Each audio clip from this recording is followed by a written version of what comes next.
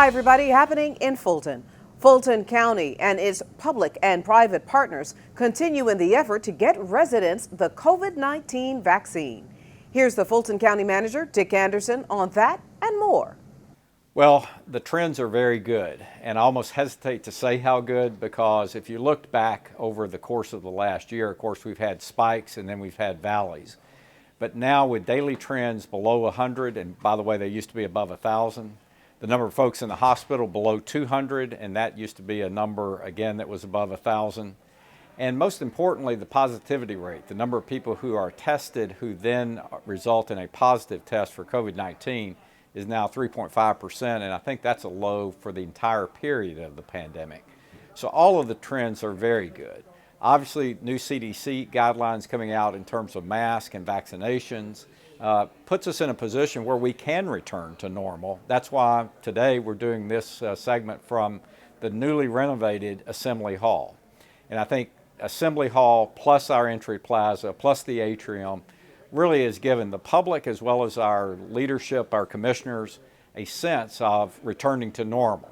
So as we open libraries, as we are studying opening senior centers and plan to do so in the next 30 to 60 days, we can truly see operations returning to a normalized state, but still with cautionary measures. So we have not waived the mask requirements when coming into government facilities. We're still being protective of both the public and our employees, and we'll continue to do that as the vaccination rate continues to increase. We've done a tremendous job, I believe, and our citizens have been very responsive to us delivering vaccines in our primary three sites, that being 4700 North Point, Mercedes-Benz Stadium, and Georgia International Convention Center.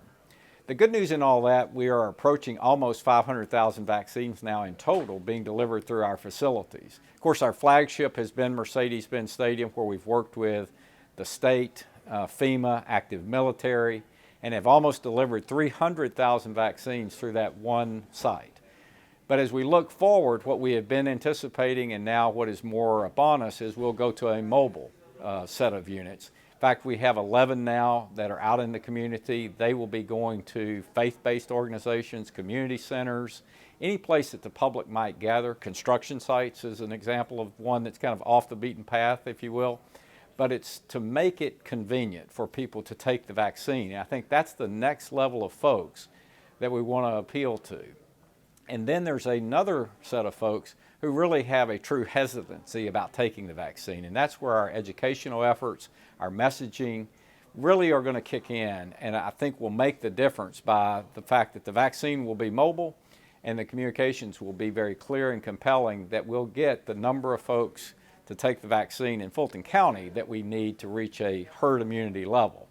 And by the way, if we've done close to 400,000 vaccines, we probably need to do almost that number in addition to reach that level. So we have plenty of work to do in front of us.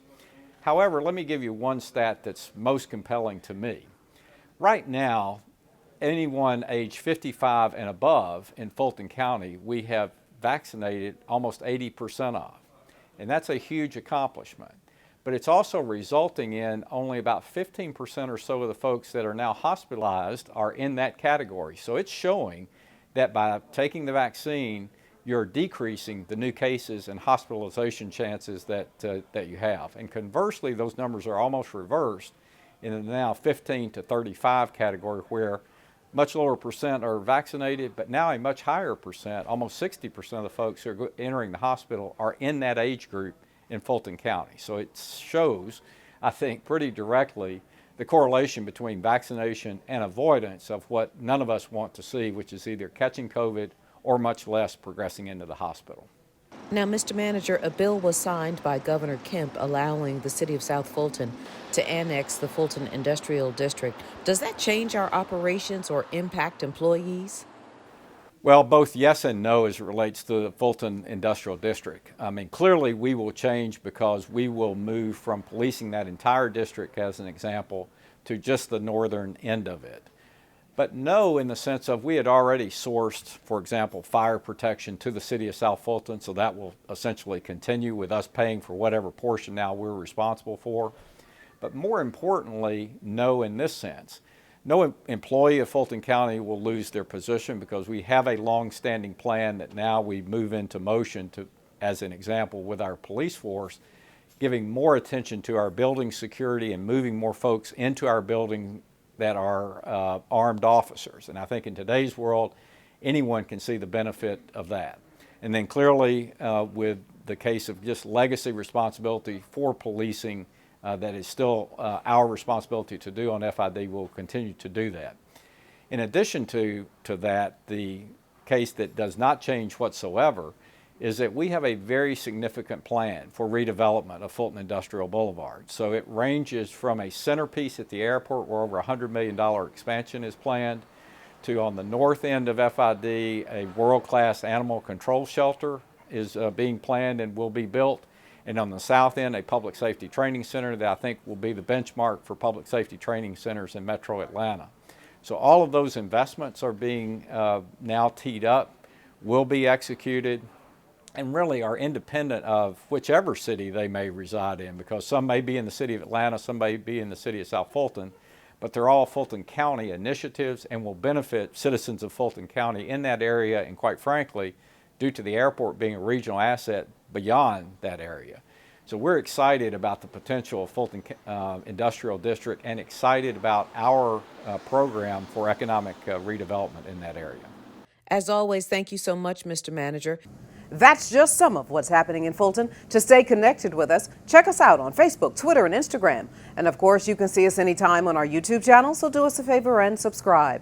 That does it for this edition. Thank you so much for watching. Join us daily for news around and about Fulton County.